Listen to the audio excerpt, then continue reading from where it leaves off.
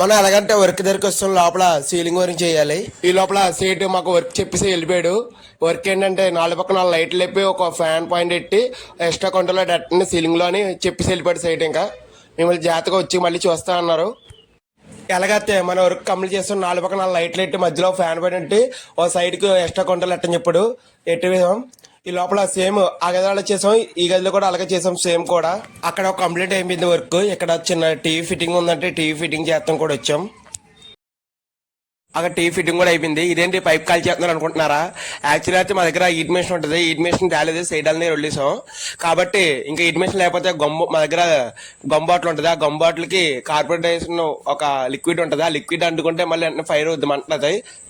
ఇంకా ఆ ఫైర్ తగ్గిపోయిన వెంటనే చుట్టూ పైప్ మెత్తబడిపోద్ది, అంటే పైప్ మొత్తం మెత్తబడిపోద్ది. అందులో కాలర్ అంటే ఆ పైపు ఈ పైపు జాయింట్ వేయాలంటే ముందు కాలర్ మొక్కలు వేసుకోవాలి 2 పక్కల. పైన వేయాలి, కింద కూడా వేయాలి. సేమ్ ప్రాసెస్ సైడ్ వేస్తున్నారు చూడండి, మళ్ళీ దానికి ఫైర్ అంటిస్తారు. అది కూడా సేమ్ మెత్తబడిపోయాక పైకి కలుపుతారు జాయింట్ ని, 2 పైపులు కలుపుతారు. సైడ్ ని చేస్తుంటే మీ ఇద్దరు వేరే పనికి వెళ్ళిపోండి అన్నాడు, వేరే వర్క్. ఇంకా మన షాప్ దగ్గర నుంచి లైట్లు తీసుకుని వేరే సైడ్ కి స్టార్ట్ అయిపోయాం. ఎందుకంటే 45 లైట్లు కోసి ఎక్కించాలి. ఇంకా సీలింగ్ రోడ్లు చిన్న చేసి పెద్ద లైట్లు ఎక్కిస్తున్నాం. ఎందుకంటే పెద్ద లైట్లు ఇచ్చాం కాబట్టి కొంచెం కొయ్యాలి, ఆ పక్క ఈ పక్క కోసి ఎక్కించాలి.